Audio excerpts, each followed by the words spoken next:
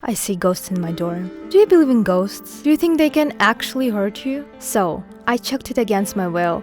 Though at one point, I really regretted it. These ghosts lived in the same dorm as me. Do you want to know what happened there? Then continue watching. Hi, I'm Miranda, and this year I finished high school and started college, where I decided to study management. I came here from another state, which meant that I needed housing. I immediately agreed with the college administration about the dorms. I was given a room where I lived with my roommate Jessica. We immediately became friends with her. We have a lot in common. For example, she, like me, hates cream cheese, cleaning windows, and horror movies, or really anything that has to do with horror. I, for example, have something of a childhood trauma. When I was 10, my older brother decided to make fun of me.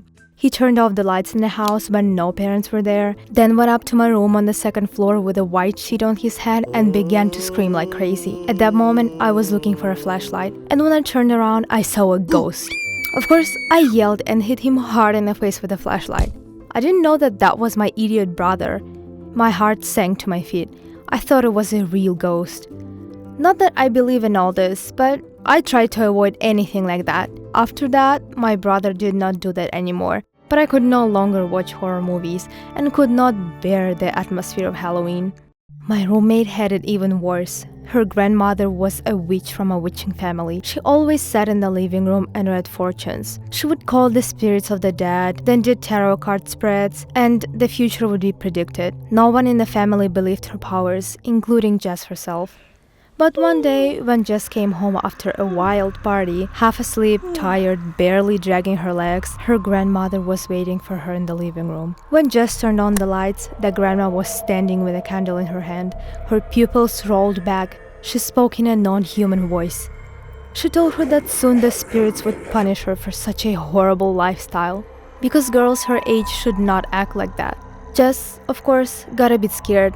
But when she calmed down, she just quietly went up to her room. So from that night on, she started hating anything paranormal, anything that has to do with spirits and things like that. In her sleep, she heard that someone was knocking on a window. But when she woke up, she decided it was the wind. The sound continued for a while, and then she finally threw a blanket over her head and slept on. But the knock was no longer at the window. It sounded as if it was in the room. It made her hair stand up from fright. She slightly opened the blanket and saw a small child on the floor. The baby girl crawled and held in her hand the very candle that was in the hands of her grandmother. She banged on the floor with it. Jessica thought that she was going insane. She got out of bed with pure terror in her eyes and wanted to turn on the light. As soon as she approached the light switch, the child looked at her sharply. Then Jess let out a loud cry. The whole family came running to her voice. And, of course, the child was gone. It seemed like it was all a dream or just sleepwalking, but the candle was lying on the floor. Jess shared that story with me only. Since that incident, she trembles at hearing anything that has to do with the supernatural. So, shortly speaking, a new life began for Jessica and me. In college, everything is completely different than in high school. There were different orders, rules, guys. My classmates and I began to actively get to know each other because, really, we will be by each other's side for a few years ahead. Our year's kids turned out to be good, but also we became friends with the sophomores so that they could tell us more about the college, the professors. After class, we loved to meet in the park, take snacks, and sit for hours talking, getting to know each other. Soon, we voted for the head of the student union, who would solve all our future problems. She was a girl from a wealthy family, but still very approachable and nice. The combination of these two qualities attracted us the most. In short, she offered to celebrate her win with a party at her house. We chose the day, time, and a dress code and had a party. Her house was gorgeous. A huge territory, a swimming pool, a smooth green lawn, a soccer field, and even a volleyball court. She put loud music speakers in the yard. Her parents were not at home. Jess and I almost fainted from what we saw. Our new sophomore friends were also there. One of them immediately began to flirt with Jess. His name was Norman. Generally speaking, the evening was fun, and most importantly, we learned a lot of useful information from the older students.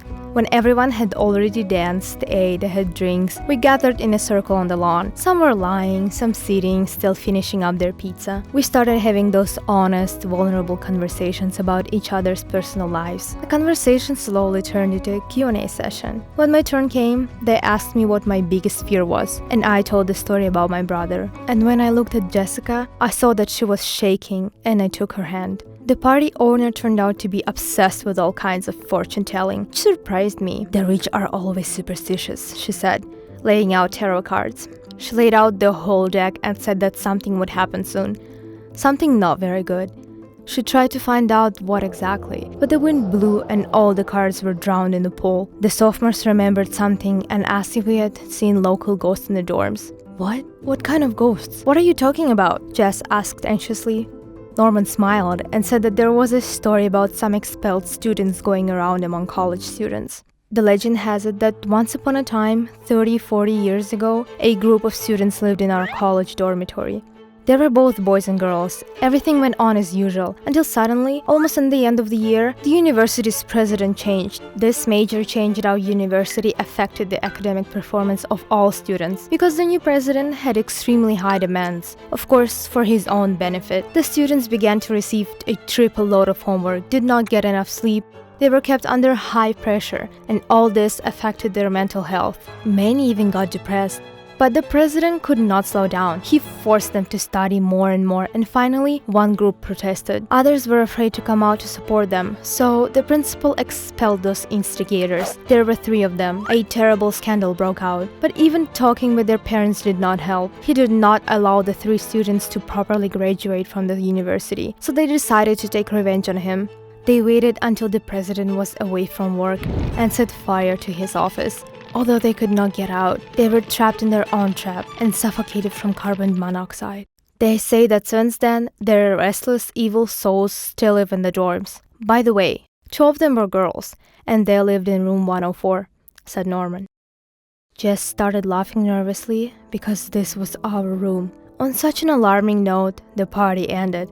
We all went home. All the way home, Jess could not believe it had actually happened, and I tried to reassure her that all these were just rumors. They were probably created to scare freshmen like us. To which my roommate replied that it did not matter because now the information was stuck in her head. "How am I going to sleep and live there now? And after hearing this story, no one will want to change the rooms with us," she said, crying. To tell you the truth, I was a little anxious, but I was sure that if we got some rest, all the bad thoughts would disappear. We went back to the dorms. Jess stood staring at our door for several minutes.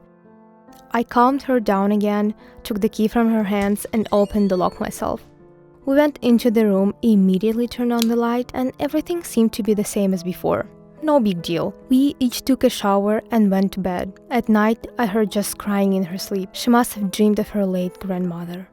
A week passed since that party. We have already calmed down by that point and went head into our studies. My roommate and I no longer brought up the topic of that party and those ghosts. She rejected Norman because he was now associated with that horrible story of the expelled students. Some more time passed, and one day Jess and I went to a cafe to unwind. When we returned back to the dorms, our room was a mess. For some reason, some of our things were displaced, but the door and the windows were all closed. We thought it was someone's cruel joke. We came to the dorm's keeper, and she said that no one had come in or gone in the last few hours. The next time, while we were at school, it was as if someone had entered our room again and started a huge mess. We did not understand what was happening and who was doing it. That night, Jess and I were awakened by the noise outside the window, but looking out, we saw no one. Jess began to cry hysterically. She said that it was the ghosts of those students. I said it was a complete nonsense, but I was now very anxious. The next day, I gave her some sedatives to get her to sleep, but I myself could not close my eyes. In the middle of the night, I again heard noises and footsteps, but now in the hallway. So I decided to go out and check what was going on, taking with me a pepper spray just in case. I moved slowly with my flashlight, and the noise only increased. When I came to the end of the corridor, I saw a shadow. It looked like a human figure, only a little different. My knees were shaking with horror. I went up even closer and the shadow disappeared.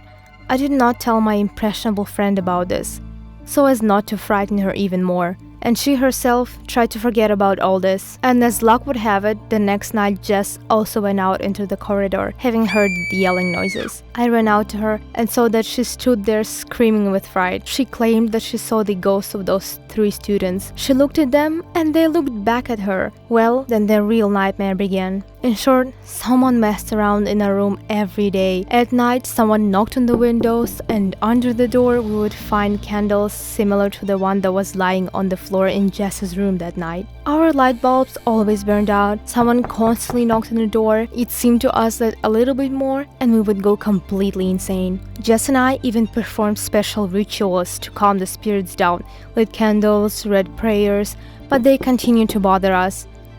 Then we called Norman to our place so that he could watch us sleep at least for one night, and he agreed to help, which he probably then regretted. So he agreed to help, but he probably regretted it. He ran into our room with huge eyes full of horror, slammed the door and said that we should get out of this room.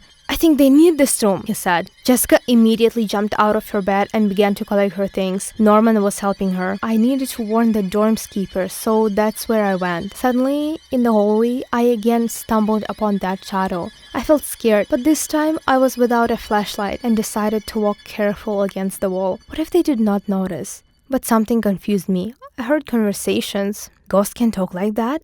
I asked myself. I came closer and saw them 3. 2 guys and a girl. They were dressed like homeless people. One of them even said that their room would soon be free. "This spirit story always works," said a female voice. I abruptly turned on the light in the hallway and saw 3 teenagers. They wanted to run, but I yelled for Norman and Jess, so we quickly caught up with them and brought them to the security. The police who arrived said that they had been looking for them for more than 6 months. It turns out that these teenagers are in fact homeless. They used the college legend to scare the students, so they sneaked into the room 104 and lived there. Slept there at night. It turns out that only this room did not fall under the video surveillance angle, so they could sleep there all night and leave in the morning. This is how we managed to get the spirits out and sleep peacefully at night. But I'm still confused by this question. How does Norman know about room 104?